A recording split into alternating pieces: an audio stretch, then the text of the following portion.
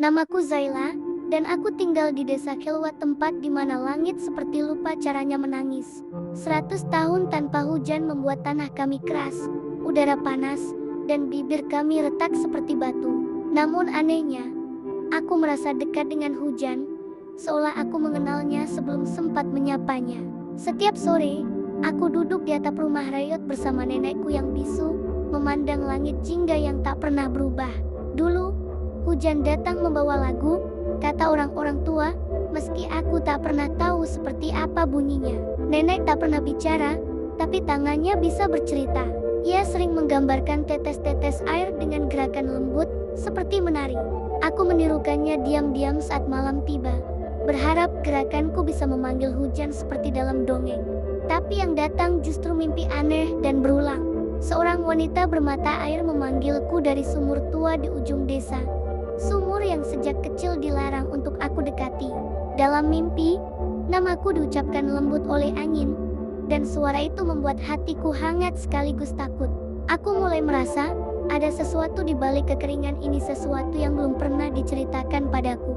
Tapi bagaimana mungkin aku tahu kebenaran? Jika semua orang hanya diam, ku hanya seorang anak perempuan yang berbicara pada angin.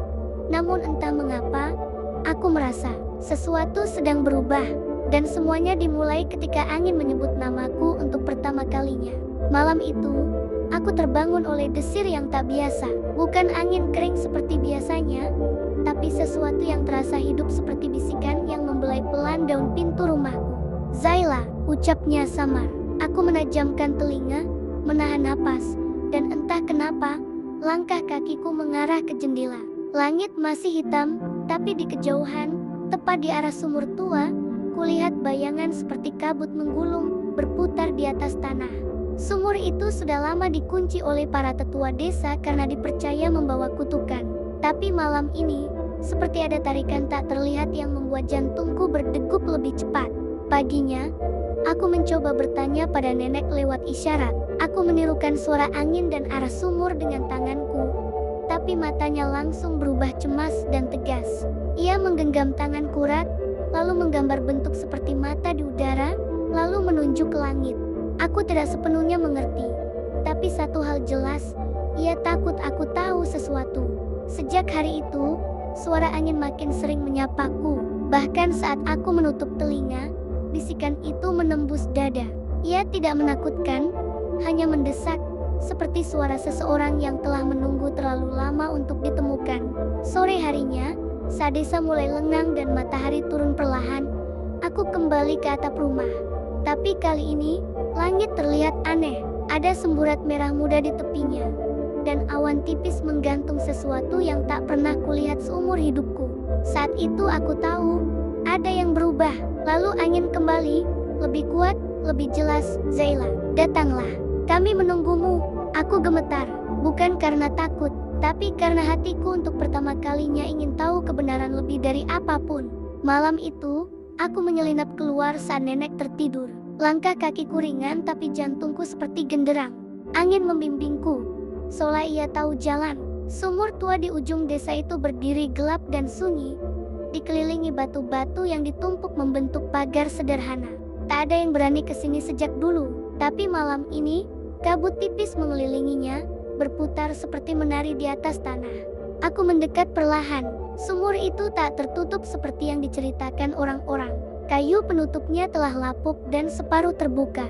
Dari dalamnya keluar udara yang berbeda, dingin, basah, dan beraroma kenangan. Saat kuletakkan telapak tanganku di batu bibir sumur, suara itu datang lagi, lebih jelas dari sebelumnya. Zaila, kamu harus ingat, suara itu bukan sekadar suara. Itu suara perempuan, lembut seperti nyanyian, dan untuk sesaat, aku merasa seperti sedang dipeluk. Tiba-tiba, tanah di bawahku bergetar halus. Aku mundur, tapi kakiku terantuk batu. Sebuah celah kecil di dinding sumur terbuka, dan cahaya biru samar memancar keluar, berpendar seperti nyala kunang-kunang. Aku terdiam. Dalam cahaya itu, kulihat bayangan seorang wanita berdiri di dasar sumur, tak bergerak. Matanya menatap ke atas. Wajahnya begitu familiar. Dadaku terasa sesak. Itu wajah ibuku. Tapi bagaimana mungkin? Bukankah beliau sudah hilang saat badai besar bertahun lalu? Aku terjatuh terduduk, menatap wajahnya yang samar. Lalu ia mengangkat tangannya perlahan, menunjuk ke langit. Carilah mata air yang menangis, katanya. Di sanalah semua dimulai dan berakhir. Cahaya menghilang, suara lenyap, dan dunia kembali sunyi. Sejak saat itu, aku tahu hidupku tak akan pernah sama lagi. Pagi harinya, aku kembali ke rumah sebelum fajar, tapi ada yang berubah dari wajah nenekku. Tatapannya tak lagi tenang. Ia memandangi jubahku yang lembab oleh embun dan debu sumur. Lalu tanpa berkata sepatah pun, ia mengambil sebuah kotak kayu kecil dari bawah lantai papan. Kotak itu usang, penuh goresan, tapi di atasnya tertulis sebuah nama yang membuat jantungku berhenti sejenak. Naira, itu nama ibuku. Dengan tangan gemetar, nenek membukanya. Di dalamnya, ada kain biru kusam yang pernah kulihat dalam mimpi.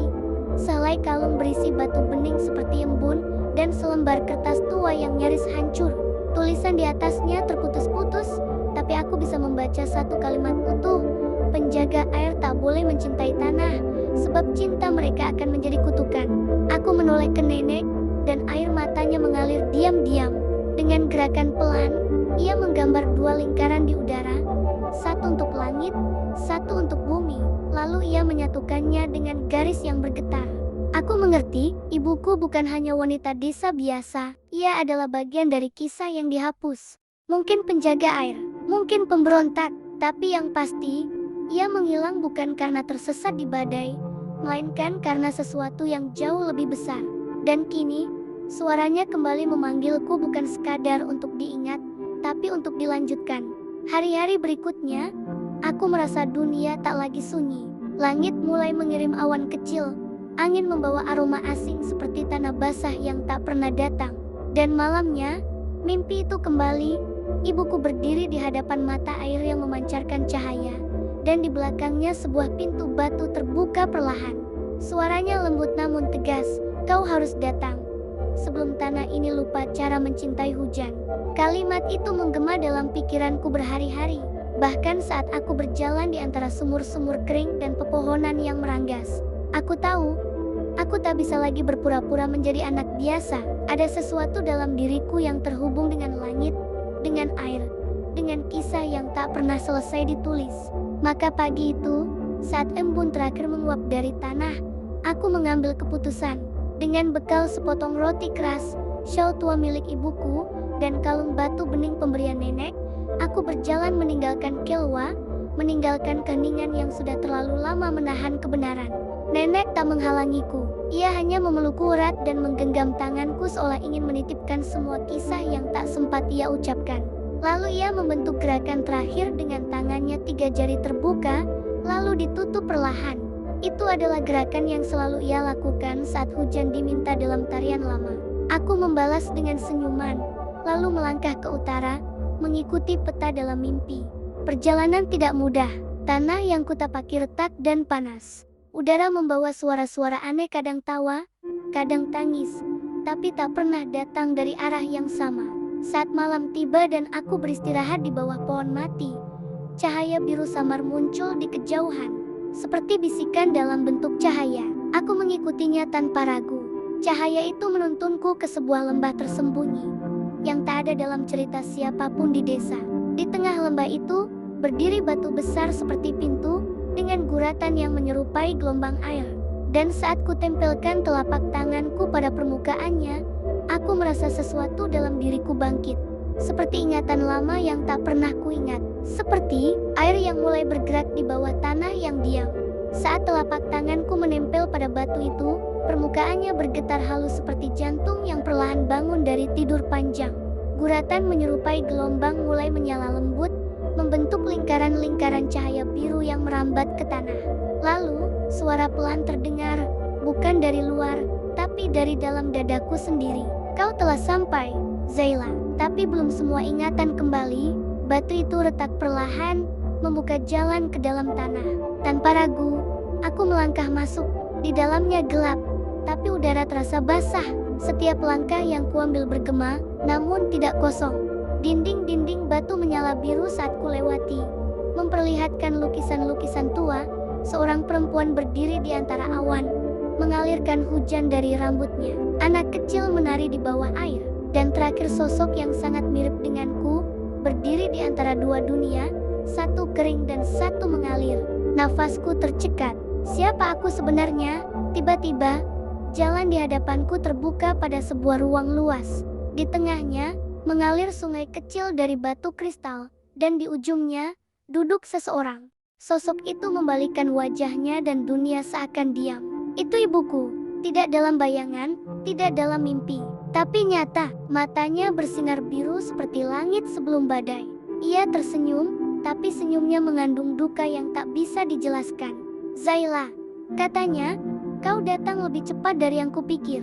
Aku ingin memeluknya, tapi tubuhku berhenti beberapa langkah sebelum mencapainya. Seolah ada dinding tak terlihat di antara kami. Ia mengangguk pelan, seakan tahu isi hatiku. Ada kisah yang tak pernah disampaikan padamu, tentang siapa aku, siapa kau, dan mengapa hujan berhenti. Air mataku jatuh tanpa suara. Kau adalah penjaga generasi berikutnya, tapi tugas itu bukan hadiah. Ia adalah pilihan. Suasana jadi sunyi, sungai kristal di bawahku mengalir makin cepat, dan aku mulai merasa apa yang akan kutemui selanjutnya akan mengubah segalanya.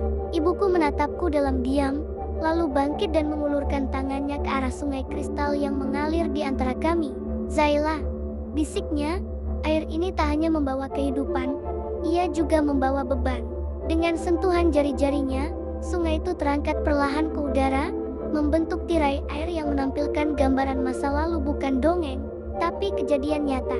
Kulihat ibuku muda, menari di tengah hujan bersama penduduk desa, membuat bunga-bunga mekar di tanah tandus. Ia adalah penjaga air, utusan langit untuk menjaga keseimbangan bumi. Tapi suatu hari, ia jatuh cinta pada ayahku, pria dari tanah Kelwa. Cinta mereka begitu kuat hingga menyalahi hukum para penjaga. Air tak boleh menetap, Zayla, katanya sambil menyentuh bayangannya sendiri. Karena saat air mencintai tanah, ia akan berhenti mengalir. Dan ketika aliran terputus, dunia mulai kering. Karena pelanggaran itu, ibuku dikutuk. Ia menjadi batu hidup, penjaga yang tak boleh meninggalkan mata air yang menangis. Tapi kutukan itu tak hanya menghukumnya melainkan seluruh Kelwa. Hujan berhenti sebagai bentuk pengingat bahwa cinta tanpa tanggung jawab bisa membawa derita. Kini, ia menatapku dengan mata penuh cahaya. Satu-satunya cara mematahkan kutukan adalah dengan pengganti. Dan kau, Zayla, adalah satu-satunya pewaris darah penjaga. Aku mundur selangkah. Maksud ibu, aku harus tinggal di sini, menjadi batu seperti ibu? Ia tak menjawab. Tapi sungai kristal tiba-tiba menjadi tenang, seolah menyetujui jawabannya. Aku berbalik, berlari menjauh dari sungai kristal dan cahaya lembut ibuku yang terasa terlalu menyakitkan. Tidak, teriakku dalam hati. Aku hanya seorang anak. Aku ingin pulang ke nenek, tidur di atap rumah, menunggu hujan seperti biasa. Tapi lorong-lorong batu tempatku datang kini berubah. Jalan pulang tertutup, digantikan dinding-dinding berkilau yang terus memantulkan bayangan diriku bukan sebagai Zayla yang biasa, tapi sebagai seseorang yang belum siap menjadi harapan. Aku mencari jalan lain. Dalam gua itu, ada lorong bercabang, masing-masing menuju cahaya berbeda. Satu hangat seperti pelukan nenek, satu biru seperti tatapan ibuku, dan satu lagi gelap, sunyi, tanpa warna hanya hening. Aku memilih yang terakhir, berharap bisa lari dari semuanya, tapi di dalam lorong gelap itu, suara-suara masa kecil datang kembali. Tawa ayah, dendang nenek saat memasak, dan nyanyian ibuku yang selalu muncul di mimpi. Lagu tanpa kata, tapi penuh harap. Suara-suara itu membawaku pada cermin air, datar dan sunyi. Saat aku menatap ke dalamnya, aku melihat Kelwa tanpa tumbuhan, tanpa anak-anak bermain, tanpa tawa. Lalu, hujan turun dalam bayangan itu. Tunas tumbuh, warga menari, tapi aku tak ada di sana, aku tak kembali. Dan dari balik cermin, ibuku muncul, wajahnya lembut, namun matanya menyimpan luka. Zayla, katanya, pilihan yang berat bukan tentang benar atau salah, tapi tentang siapa yang siap mencintai lebih banyak. Air di sekelilingku mulai naik perlahan, mengelilingi tubuhku seperti pelukan langit. Tak ada jalan keluar, tak ada jalan pulang, Hanya satu jalan ke depan, dan aku sadar, semua jalan pulang, pada akhirnya, mengarah ke langit. Maka aku kembali ke sungai kristal, berdiri di hadapan ibuku. Dengan suara yang nyaris retak, aku berkata, kalau memang hanya aku, maka biarlah aku yang mengalir. Kata-kata itu keluar dari mulutku seperti bisikan, tapi sungai kristal meresponsnya dengan gemuruh lembut. Air mulai berputar, membentuk lingkaran cahaya di sekelilingku, seolah dunia mendengarkan. Ibuku menunduk perlahan, lalu mundur ke balik pancaran biru. Tak ada pelukan perpisahan, hanya pandangan mata yang cukup mengandung 1000 kenangan. Tubuhku terasa ringan, kakiku mengambang di atas tanah. Angin berputar perlahan di dalam gua, membawa bau hujan yang belum pernah kurasakan seumur hidup. Di kepalaku, sebuah nada muncul, bukan dari luar, tapi dari dalam jiwaku sendiri. Lagu yang selama ini hanya kutarikan bersama gerakan nenek, kini hadir dengan melodi yang utuh. Ku pejamkan mata, dan mulai menyanyikan lagu itu nada demi nada, bait demi bait, mengalir bersama air yang membelai kulitku. Saat suara itu menggema, dinding gua mulai bergetar pelan. Cahaya dari sungai naik ke langit-langit, membentuk aliran seperti aurora yang menari. Batu-batu yang dulu sunyi kini bergetar, memantulkan suara-suara penunggu lama. Zayla, bisik mereka, kau telah membuka pintu yang tertutup oleh waktu. Air naik hingga ke dadaku, tapi aku tak merasa takut. Tiba-tiba, suara gemuruh besar datang dari atas. Langit di luar gua retak. Aku tersenyum, tapi tubuhku perlahan memudar. Tetes demi tetes jatuh ke tanah Kelwa yang selama ini hanya tahu debu. Air menyusup ke celah-celah retakan, menyentuh akar yang tertidur, membangunkan benih yang telah lama pasrah. Tanah yang dulunya keras berubah lunak, dan aroma basah merambat pelan ke setiap sudut desa. Warga keluar dari rumah mereka, mendongak ke langit yang basah. Mereka tak percaya, beberapa tertawa, yang lain menangis. Anak-anak menari dengan tangan terentang, tertawa bebas seperti belum pernah mereka lakukan. Di antara mereka, seorang perempuan tua berdiri di tengah hujan, wajahnya menengadah, dan air matanya bercampur dengan rintik dari langit nenek. Ia tahu aku tak akan kembali sebagai Zayla yang bisa dipeluk, tapi ia tahu juga, aku tak pernah benar-benar pergi. Di tengah desa, di dekat sumur tua, sebuah tunas kecil tumbuh cepat. Dalam semalam, ia menjelma menjadi bunga berwarna biru muda dengan kelopak transparan seperti kristal air. Bunga itu belum pernah ada dalam buku manapun. Mereka menyebutnya bunga Zayla. Dari kelopaknya, muncul embun tiap pagi tanda bahwa hujan telah tinggal. Setiap malam setelah hujan, suara lembut kadang terdengar di antara dedaunan, seperti lagu yang berbisik pelan. Lagu yang dulu hanya kutarikan diam-diam bersama nenek. Lagu itu kini dinyanyikan oleh angin, oleh air yang menetes, oleh anak-anak yang tumbuh di bawah langit yang kembali bersahabat. Sejak hari itu, setiap kali langit menurunkan hujan pertamanya, desa Khelwa menjadi tempat yang tak lagi diam. Mereka tak hanya menunggu langit, tapi juga menyambutnya dengan tarian, nyanyian, dan doa. Nenek, meski tetap bisu, kini memimpin sebuah lingkaran kecil anak-anak yang duduk mengelilingi bunga Zayla. Lewat gerakan tangannya, ia mengajarkan mereka gerak tarian air yang dulu hanya diturunkan padaku. Bagi mereka, aku menjadi legenda. Bagi nenek, aku tetap cucu yang ia rawat sejak kecil meski kini hanya bisa ia peluk lewat hembusan angin dan butiran hujan yang menempel di tangannya. Ia menanam satu taman kecil di dekat sumur tua, tempat bunga-bunga kristal biru bermekaran setiap kali musim hujan datang. Taman itu menjadi tempat orang-orang merenung, berterima kasih, atau sekadar diam dalam keheningan yang damai. Orang-orang dari desa lain mulai berdatangan, ingin melihat desa yang bisa mengundang hujan kembali. Mereka bertanya-tanya tentang rahasia Kelwa, dan warga menjawab dengan satu kalimat yang selalu sama. Hujan kembali karena ada yang memilih untuk mengalir, bukan tinggal. Tak semua mengerti, tapi setiap yang mendengar tahu bahwa itu bukan sekadar kalimat. Itu adalah warisan. Kadang, saat senja menjelang dan langit mulai berganti warna, anak-anak mengaku mendengar suara gadis yang menyanyi dari dalam angin. Suara yang tidak pernah tinggi, tidak pernah memaksa, hanya lembut, sabar, dan hangat. Dan setiap mereka bertanya, siapa itu? Nenek hanya menatap langit dan menggambar bentuk tetesan dengan jari-jari tuanya. Tidak ada nama yang diucapkan, tapi semua tahu bahwa kenangan itu masih hidup dalam setiap tetes yang jatuh. Dan di sanalah aku bukan lagi sebagai tubuh, tapi sebagai bagian dari langit, menyusup ke dalam setiap embun pagi, setiap kabut senja, dan setiap bisikan angin yang membelai wajah anak-anak Kelwa. Aku melihat dunia dari atas, dan hatiku tenang, karena aku tahu, aku telah menjadi bagian dari sesuatu yang lebih besar dari diriku sendiri. Tiap musim hujan, langit membentuk lingkaran pelangi di atas taman bunga kristal. Dan tepat di tengahnya, satu kelopak selalu mekar paling dulu mereka dalam warna biru bening, seolah mengingatkan dunia bahwa cinta yang rela mengalir tak akan pernah hilang. Nenek duduk di bangku tua, menggambar di udara dengan tangannya yang gemetar. Kini ia dikelilingi generasi baru yang tak mengenalku, tapi tumbuh dari warisanku. Mereka tak tahu kisah lengkapku, tapi mereka tahu cara menghormatinya dengan menjaga bumi, mencintai air, dan memahami bahwa pilihan besar datang dari hati yang paling jujur. Aku, Zayla, bukan legenda yang dilukis di batu. Aku adalah suara dalam hujan, gema dalam tarian, dan harapan dalam air. Aku tidak mati karena air tak pernah mati. Ia hanya berubah wujud, menyusup ke dalam hidup mereka yang percaya bahwa cinta sejati adalah saat kita mengalir meski tak terlihat untuk memberi hidup bagi dunia yang haus akan kasih.